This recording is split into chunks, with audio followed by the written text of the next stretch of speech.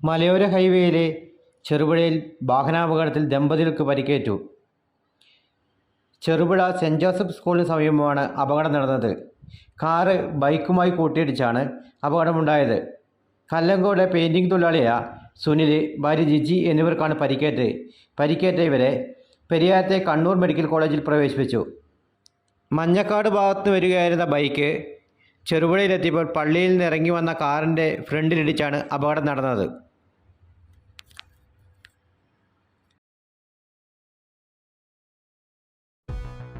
നിങ്ങളുടെ വാഹനത്തിന് ഒരു ബെസ്റ്റ് കെയർ ആണോ തേടുന്നത്?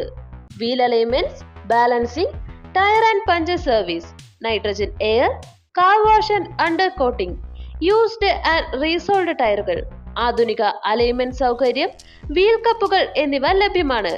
ഇനി അർബാന മുതൽ JCB വരെയുള്ള ടയറുകൾക്കായി തേടി അലയേണ്ട.